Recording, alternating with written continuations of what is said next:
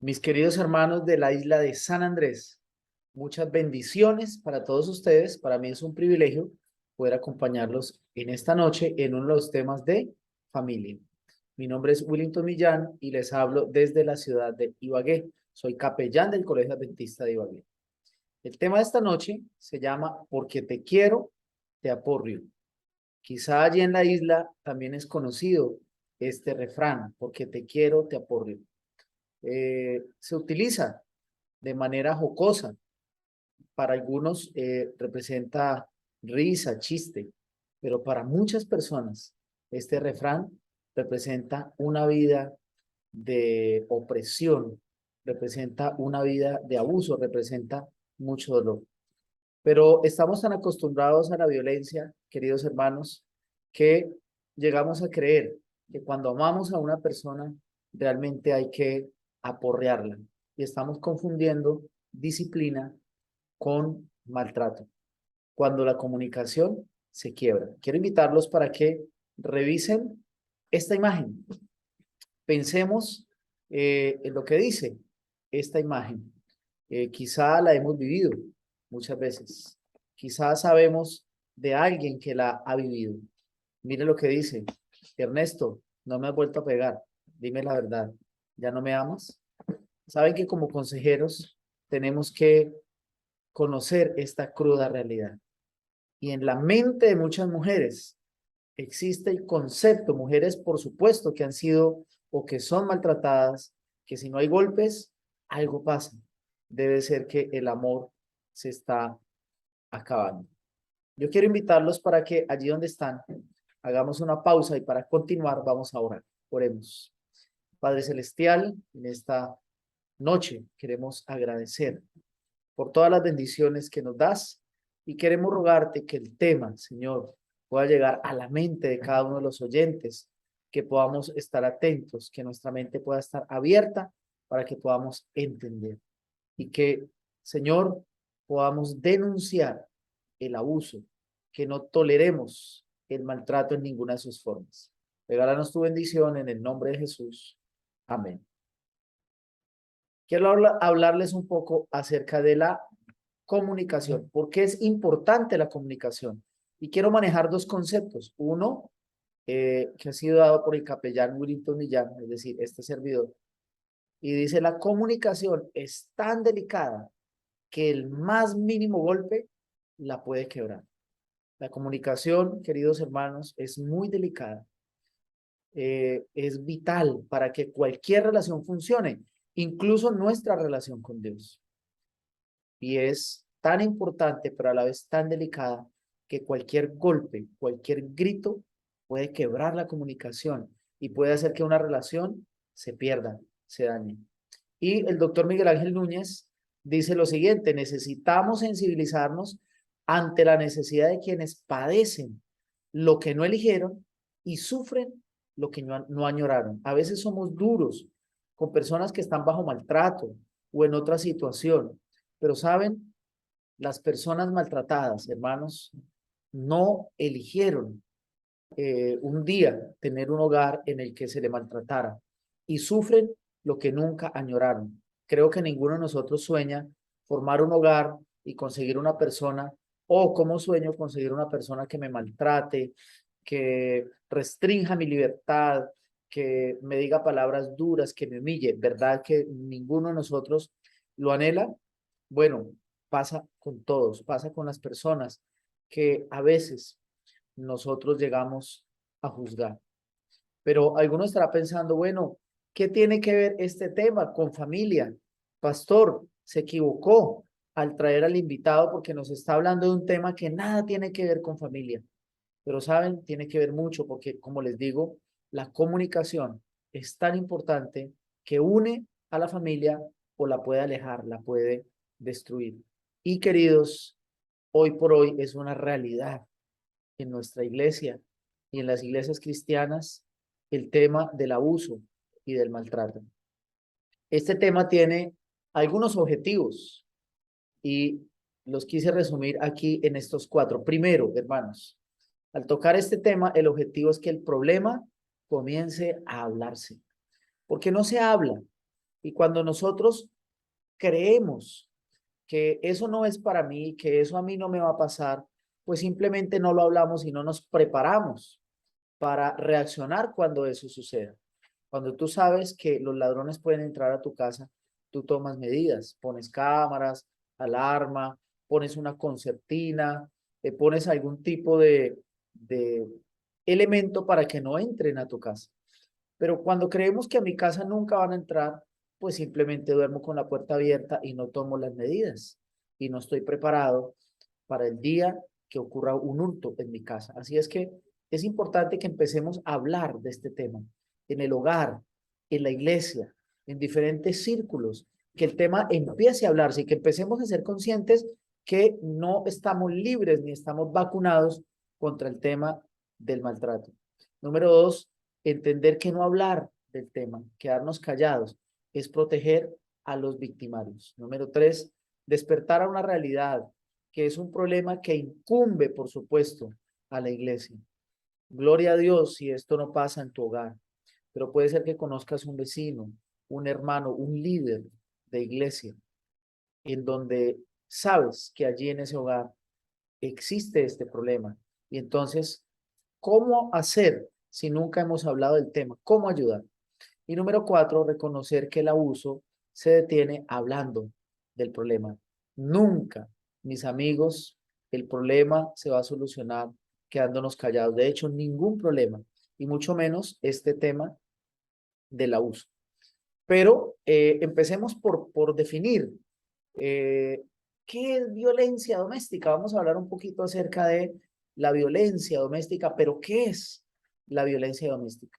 El doctor Welser Lang dice que son las acciones que utilizan abusivamente el poder para lograr dominio sobre una persona, forzándola y atentando contra su autonomía, integridad, dignidad y libertad. Cuando tú y yo tenemos que utilizar abusivamente la autoridad que tenemos como padres, como docentes, como directivos, como servidores públicos, para lograr que la otra persona haga lo que yo quiero, entonces, y estoy atentando contra su autonomía, su capacidad para decidir, su integridad, lo estoy pisoteando, entonces estoy cayendo en algo que se llama violencia doméstica. Muchas veces, en aras de lograr la obediencia, entonces cometemos errores que marcan a la persona, que destruyen su vida. Y miren esta otra definición de la doctora Graciela Ferreira. Ella habla de una mujer golpeada. ¿Qué es una mujer golpeada? En algún momento hablaba con alguien enfrentando una situación de abuso y la persona decía, pero yo nunca le he pegado a mi esposa. Y la esposa decía, efectivamente, nunca me ha golpeado. Pero ¿qué es una mujer golpeada? Son aquellas que sufren maltrato intencional, la de orden emocional, físico, sexual, ocasionado por un hombre con quien mantiene un vínculo íntimo. Generalmente, ya lo vamos a ver más adelante, la violencia generalmente ocurre en el círculo más íntimo del hogar. Generalmente viene de la pareja sentimental. Pero noten ustedes que una mujer golpeada no es solamente una mujer que sufre un golpe en la cara, quizá en la espalda, en sus piernas, es aquella que de forma intencional recibe maltrato emocional. Ya vamos a ver también eso más adelante. También está el físico, pero también está el maltrato sexual, que es ocasionado, como ya lo mencionamos, generalmente por la pareja sentimental, ¿sí? Su esposo o su compañero.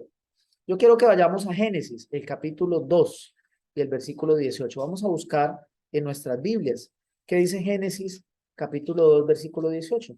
El Señor dijo lo siguiente, allí cuando estaba por crear al hombre, dijo, después el Señor Dios dijo, no es bueno que el hombre esté solo, haré ayuda ideal para él. O dice otras versiones, haré ayuda idónea para él. La palabrita que ustedes están viendo allí con punticos, como unos jeroglíficos, es hebreo. Y es la palabra hebreo para ayuda ideal. es la palabra hebrea para ayuda ideal. Pero una traducción más exacta al español sería contraparte u opuesta.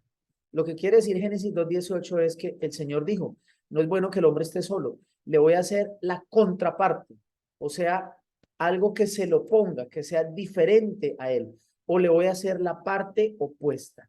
No es bueno que el hombre esté solo, le haré ayuda opuesta para él. Y creo que el mejor ejemplo es la figura que ustedes ven ahí. Acá están las fichas, a este lado están las fichas de el rompecabezas. Ustedes ven que las fichas tienen un macho y una hembra. Si ambas fichas fueran macho, pues no casarían, no se podría armar la pieza del rompecabezas. Si ambas fueran hembras, pues quedaría un círculo en la mitad. Las piezas del rompecabezas son contrapartes, son partes opuestas que casan perfectamente y entonces hacen que la linda figura que hay en el rompecabezas se pueda ver y se pueda armar. Ese fue el propósito de Dios, darnos una ayuda que fuera contraria a nosotros, no contraria para que nos pisotee, para que nos humille, para que nos haga daño, para que nos insulte, contraria para que complemente, para que ayude.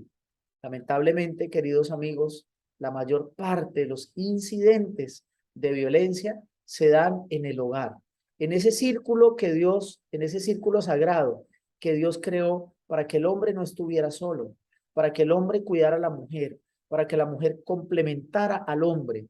Pero según las estadísticas, la mayor cantidad de violencia no se da por fuera, producto de los desconocidos, se da en el círculo del hogar. Porque estamos en una cultura patriarcal, somos hijos de esa cultura patriarcal, donde uno es el jefe y los demás son los empleados, donde uno manda y los demás obedecen sin importar qué piensan los demás. Acostumbrados a esa cultura patriarcal, por lo tanto, entonces nuestro hogar ha seguido ese mismo modelo. Tanto así que a veces saludamos a la dama y le preguntamos, ¿está el jefe del hogar? Como si el hogar fuera una empresa en la que hay un jefe y los demás son empleados. Y nuestras relaciones humanas, pues están dadas, vamos a pasarnos aquí para este lado, para que podamos ver, nuestras relaciones humanas están dadas en términos patriarcales, dice Maturana y Benden en su libro Amor y Fuego, del año 93, exactamente eso. Nuestras relaciones de amigos, nuestras relaciones de hogar están dadas en esa cultura patriarcal. Yo mando y tú obedeces, pero ese no fue el plan de Dios. El plan de Dios es que el hogar tuviera un equilibrio, que ambos tomaran decisiones. Vamos a mirar, por otra parte, las diferentes caras, hermanos, de la violencia. Las diferentes caras de la violencia. Ahí ustedes pueden ver que por lo menos hay 4 caras que tiene la violencia. Vamos a ver la primera. La primera es la violencia física y es la forma más visible, ya que sus efectos son palpables por los morados, por los huesos rotos, y entonces podemos ver aquí está pasando algo, ¿sí? Allí los enlaces no alcanzamos a mostrarlos ahora, pero son de dos comerciales eh, conocidos que en algún momento estuvieron en la televisión colombiana, en donde una mujer recién está en su luna de miel, tiene unas gafas negras, está hablando con su mamá, le dice que todo está bien, y llega el esposo, le quita las gafas, le dice, mira, ya te estás mejorando, ¿ves cómo me haces actuar? ¿Ves lo que me haces hacer? No seas así, no hagas que yo actúe de esa manera. Y entonces generalmente el abusador está culpando a la víctima, este, que la víctima tiene la culpa de que él actúe así. Y ese ejemplo se ve muy claramente en la experiencia del pueblo de Israel en Egipto. Ya ahora vamos a leer algunos textos. Tenemos la cara sexual. Se cree que es la de menor importancia porque las víctimas no denuncian el problema, pero quizá está dentro de las conductas violentas más graves. Muchas esposas sufren violencia sexual, pero simplemente traen un modelo de sus padres, de sus abuelos y dicen, bueno, es mi esposo, yo tengo que dejarme, tengo que dejar que mi esposo haga lo que quiera conmigo. Tenemos la violencia psicológica, más dañina que la violencia física, porque sus heridas pueden quedar para siempre. La herida física se sana, el morado se va, pero las heridas psicológicas, mis queridos amigos, quedan muchas veces para siempre. Muchas de las personas expuestas a este tipo de violencia nunca se recuperan plenamente. Y aquí tenemos el otro comercial, el enlace del otro comercial. Una mujer llega contenta a casa y le dice, amor, conseguí cupo en la universidad. Él no le pega, él no es grosero con ella, no le dice palabras vulgares, pero le dice, ah, conseguiste cupo en la universidad. ¿Y quién va a cuidar? ¿Y hace cuánto que no coges un cuaderno? ¿Y quién va a cuidar al niño? ¿Y quién va a arreglar la casa? Eso, hermanos, es violencia psicológica. Cuando tu pareja te humilla, a solas o frente a los demás, cuando te por debajea, cuando te menosprecia, ahí hay violencia psicológica. Son muchas las mujeres expuestas a este tipo de violencia y que uno como consejero, como pastor, los líderes que están aquí escuchando en este momento saben que tenemos que escuchar muchas veces a mujeres que sufren este tipo de violencia psicológica. Y tenemos aquí la violencia de destrucción a la propiedad o a las mascotas, que es una destrucción premeditada de objetos que las víctimas consideran valiosos, el daño a mascotas que causan dolor a la víctima. Entonces, el victimario no le pega a la víctima, no le pega a su esposa, pero entonces empieza a maltratar las mascotas, a darle patadas a las mascotas, a no llevarlas al médico, a dejarlas aguantar hambre, a no sacarlas, a hacer sus necesidades. Y por supuesto que eso hace sufrir al dueño de la mascota o le destruye la ropa, le echa tijera, le prende candela, le destruye las pertenencias, una foto, algún objeto de valor, ¿sí? He visto casos donde hay niños eh, que no se quedan tranquilos y gritan y molestan y el papá colapsa. Y entonces quizá el niño estaba jugando con un ping-pong. ¿Cuánto vale un ping-pong? 1.000 pesos, 500 pesos. Algo sencillo, pero es importante para ese niño. Y entonces está jugando con el ping-pong y el papá está desesperado y le agarra el ping-pong y para, lo pisotea y lo quiebra y le dice, ahí quedó el juguete para que aprenda quién manda en la casa. El ping-pong no vale, pero es un objeto de valor para ese niño. Y al romper ese ping-pong con el pie, ese juguete que no cuesta mucho monetariamente, un juguete de plástico, de pasta, pero que es lo más importante para ese niño, se está destruyendo la vida, se está destruyendo la estima de ese niño, la honra de ese niño, ese jovencito se siente pisoteado, siente que no vale nada y podemos estar haciendo, mis queridos amigos, mucho daño. Vamos a ver algunas estadísticas y para poder entender un poco por qué se habla generalmente de violencia contra la mujer. Bueno, los hombres también somos violentados, dicen algunos, pero las estadísticas muestran que la gran mayoría de violencia es hecha o es descargada en la mujer. Por eso la literatura que nosotros leemos sobre abuso generalmente se refiere a violencia contra la mujer. Pero por supuesto los hombres también somos objeto de violencia. Sin embargo, miren, aquí en esta gráfica, solo el 2% de los hombres son maltratados, según dice la doctora Stella Gasparini. Bueno, de lo que está denunciado, puede que sea un porcentaje más alto, pero si el porcentaje de hombres es más alto, también debemos tener en cuenta aquí, por ejemplo, la violencia cruzada. La violencia cruzada, que es la que está en gris, es el 23%, es decir, hombres maltratados, pero mujeres maltratados. Ambos se maltratan. Pero miren, el mayor porcentaje es el 75%, que es dado hacia las mujeres. Y si sumamos el 23% de la violencia mixta, pues eso nos da un porcentaje impresionante. Y eso es lo que está denunciado, ¿sí? Muchas personas, la mayoría de las mujeres no denuncian. Así es que estos porcentajes o estas cantidades realmente son alarmantes. Vamos a mirar algunas estadísticas así rápidamente de la UNIFEM. La UNIFEM dice que 1 de 4 mujeres sufre maltrato doméstico. En Delhi, India, cada 12 horas muere una mujer quemada por su esposo, que cuando va a denunciar lo denuncia como un accidente. En el año 98, en España, 75 mujeres murieron a manos de sus maridos y se produjeron más de 20.000 denuncias por malos tratos.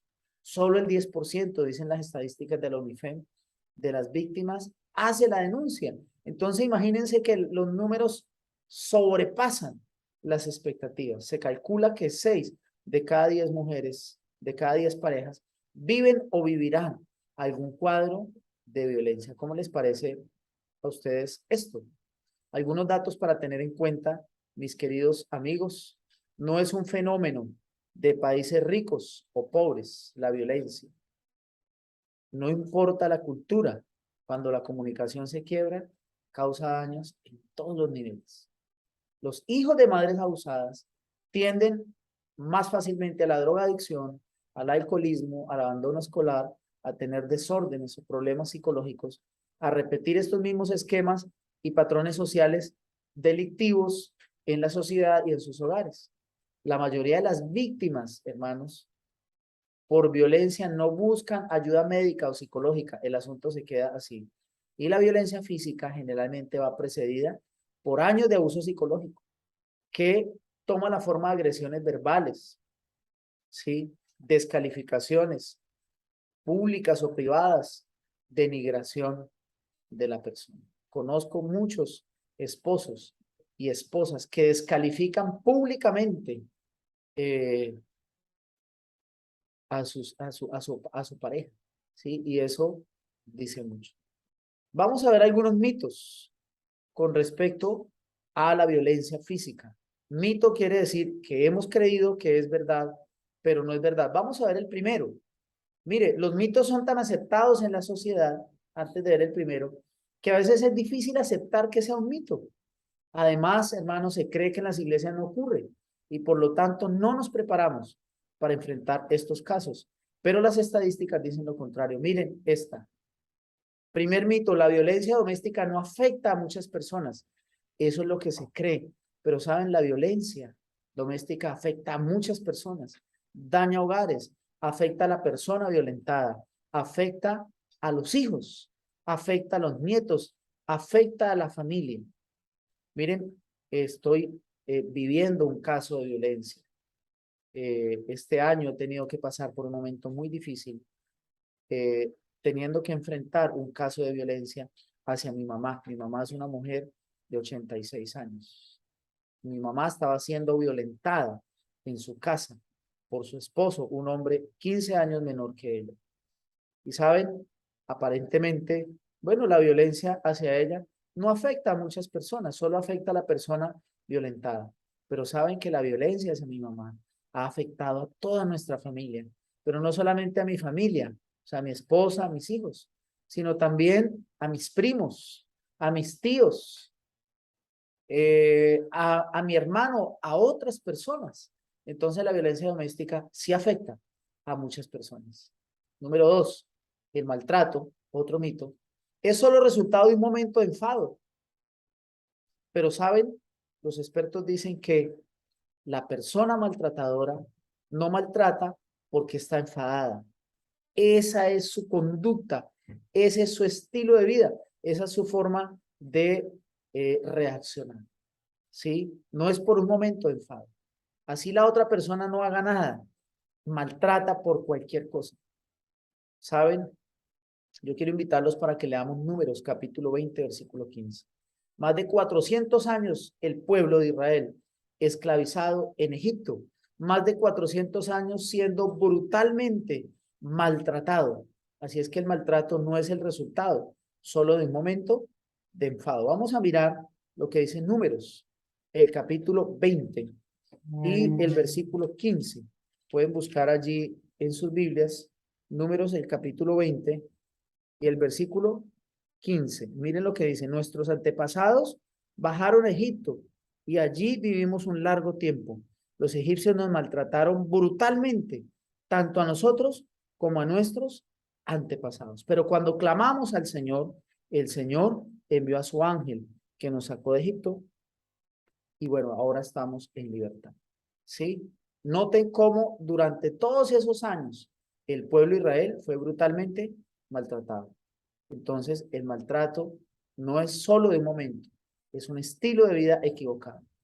Llegamos a creer que solo ocurre entre gente pobre y de las áreas marginadas, pero saben, las estadísticas dicen que ocurre en todos los niveles, pero ocurre más de lo que creemos en las clases altas, porque la clase alta tiene el dinero para ir a médicos particulares y no tener que exponer estos casos a la salud pública, donde serían denunciados. Según algunas encuestas que fueron realizadas, esas encuestas mostraron que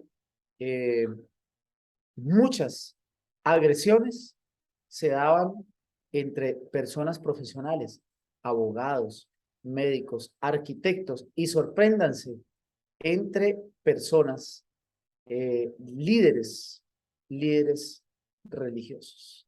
Así es que un estudio que se hizo en la Universidad de Kentucky, Estados Unidos, mostró que hay más alto grado de agresividad y abuso en parejas con estudios universitarios y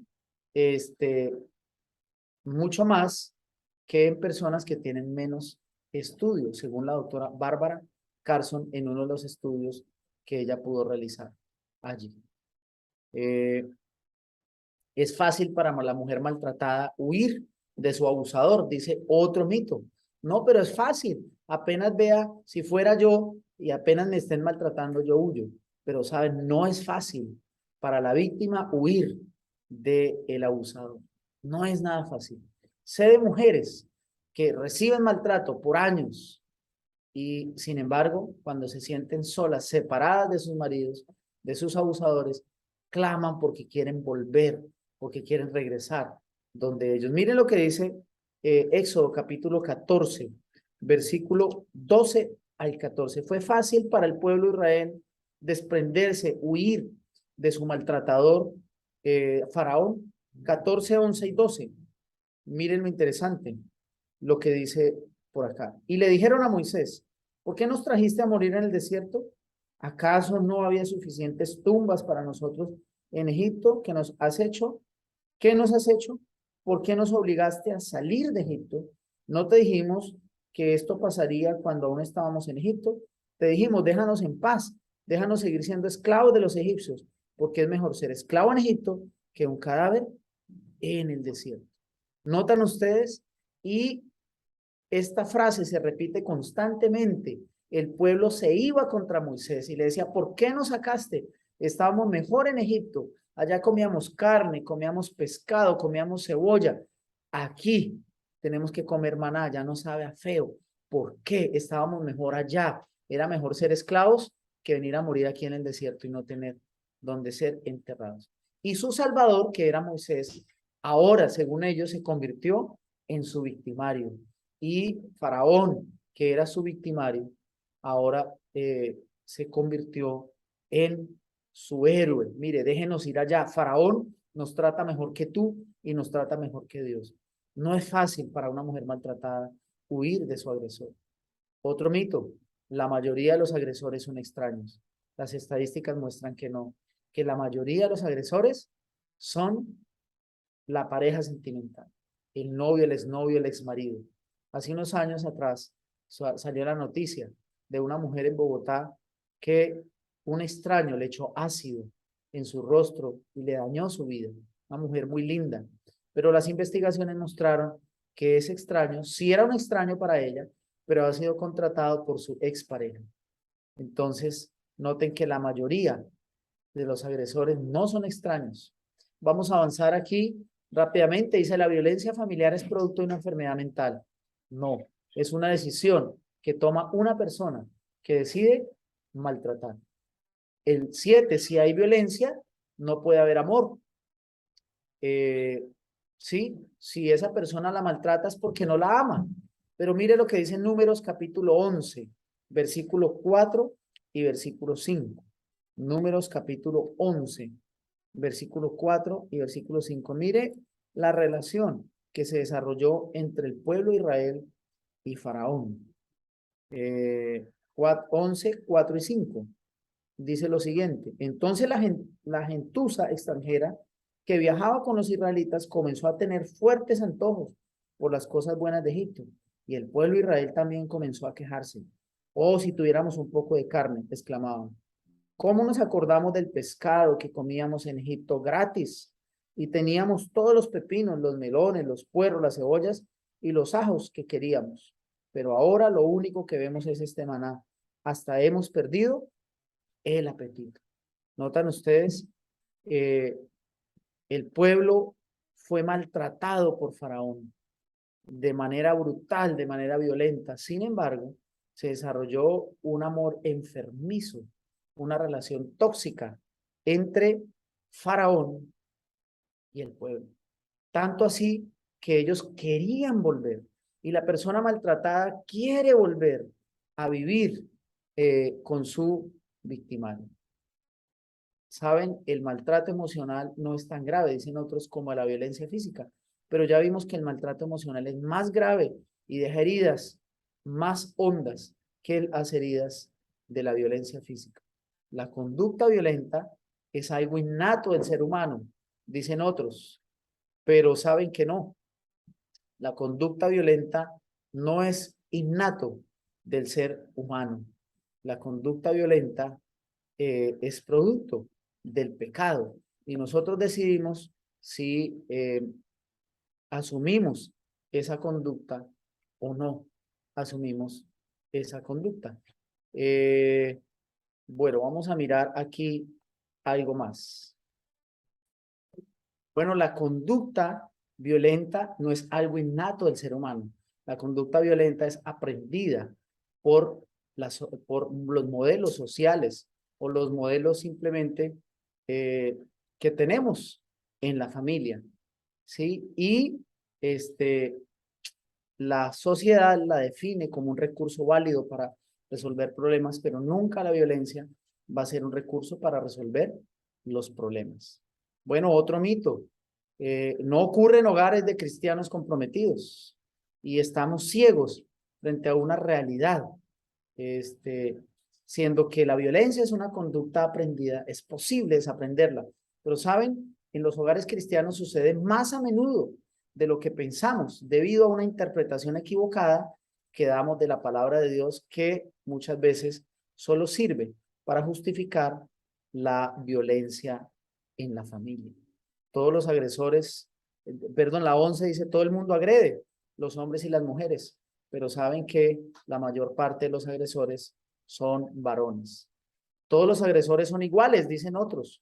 No, todos los agresores no son iguales. Hay diversos tipos de agresores con características diferentes unos de otros, según estudios que se han realizado. El doctor Jacobson y el doctor Goodman han realizado estudios sobre esto y podríamos leer su literatura donde muestra los diferentes modelos, digamos, si lo podemos llamar así, o los diferentes tipos de agresores. Así es que todos no son iguales, no actúan de la misma manera.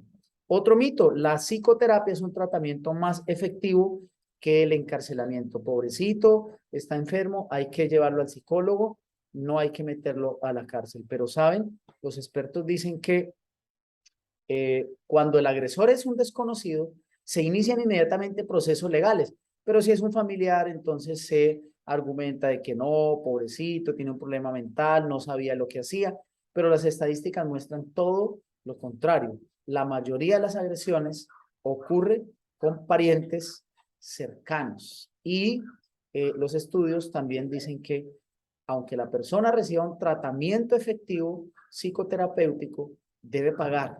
La violencia se paga con cárcel. A menudo las mujeres provocan que los hombres las agredan. Otro mito, sí, pero los estudios han demostrado que las personas violentas agreden independientemente de lo que hagan o digan sus víctimas. Y muchas mujeres sometidas, pobrecitas, dicen nosotros tuvimos la culpa, yo tuve la culpa. Si yo no fuera así, él no actuaría de esa manera. Y justifican que sean agredidas, pero eso es un mito. A menudo las mujeres no provocan que los hombres las agredan. El agresor agrede por lo que sea. Si el arroz está caliente o está frío. Si la carne quedó bien frita o no. si la limonada tenía dulce o no tenía, si estaba fría, si estaba caliente, simplemente explota y agrede. Yo quiero que leamos lo que dice el Levítico, el capítulo 19 y el versículo 16.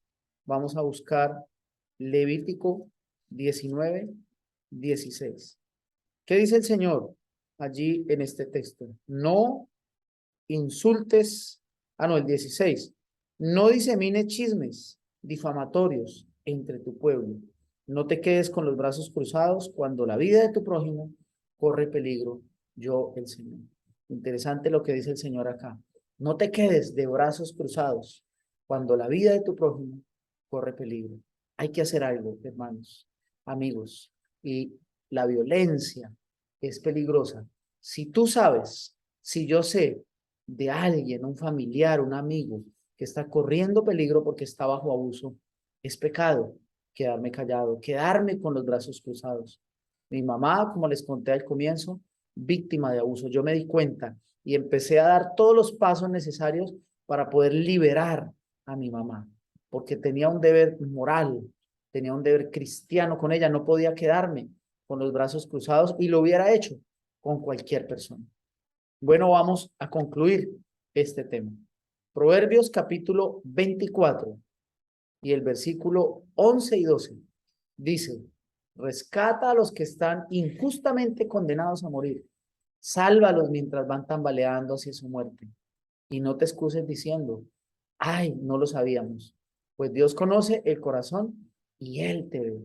El que cuida tu alma sabe bien que tú sabías. Él pagará a cada uno según merecen sus acciones. Queridos hermanos, es nuestro deber rescatar a aquellas personas que están condenadas a morir, bien sea física o bien sea emocionalmente, por causa de la violencia. Dice, sálvalos mientras van tambaleando y no nos podemos excusar diciendo, mire, yo no lo sabía, o vea, eso es un problema personal. Y tememos denunciar porque decimos, eso es personal, allá cada quien debe resolver. Pero mis queridos amigos, cuando una persona está siendo maltratada, no es personal. La ley nos ampara y podemos ir a denunciar y la ley protege nuestra identidad. Pero no queremos sufrir las consecuencias, no queremos que sospechen, que sepan que fuimos nosotros y nos ganamos enemigos y nos traemos problemas. Pero muchas veces, por esa indiferencia, otra persona sufre, lo que podría evitar si nosotros le brindáramos las herramientas para ayudarlo, que eso pues ya sería cuestión de otro tema. Pero el Señor nos ha llamado a ser agentes de salvación, a cuidar a nuestros hermanos. Y vuelvo y les digo, esto es más común de lo que nosotros pensamos y es muy común en la iglesia. Yo quiero invitarte para que si tú o tú conoces a alguien o tú estás siendo víctima de violencia, ora al Señor, pero busca ayuda, busca a tu pastor, busca un líder espiritual, dile, mire, necesito ayuda, no sé qué hacer. La persona que está esclava de la violencia no sabe qué hacer, está en una situación muy difícil y ahí es donde Dios a través de su iglesia interviene para que podamos ayudar. Esperamos, queridos hermanos, que este tema sea contundente y haya sido edificante para nuestras familias. Y espero que al finalizar este tema, ahora sí podamos entender por qué es un tema que compete a la familia, por qué es un tema bíblico y por qué necesitamos romper el silencio y ayudar a las personas que están bajo abuso. Yo quiero invitarlos para que terminemos haciendo una oración. Querido Padre que estás en el cielo, queremos poner en tus manos a aquellas personas que por alguna razón están siendo víctimas de abuso, de maltrato, para que tú puedas poner a su lado a aquellos que los pueden ayudar, para que tú abras sus mentes y les des el valor de dar un paso adelante y liberarse, que puedan denunciar y que puedan avanzar como avanzó el pueblo de Israel eh, lejos de su victimario. Señor, no es fácil, no fue fácil para el pueblo de Israel cuando se vio libre. Querían volver. La psiquis de la persona es dañada con el maltrato. Pero Señor, haz milagros y que como iglesia, cuando tengamos que intervenir o como líderes espirituales, podamos hacerlo sin miedo para ayudar a que no haya más injusticia en nuestros hogares y en nuestra sociedad. Regálanos tu bendición porque lo pedimos en el nombre de Jesús. Amén. Mis queridos amigos, fue un privilegio estar con ustedes. Que el Señor los bendiga y nos vemos en una próxima oportunidad.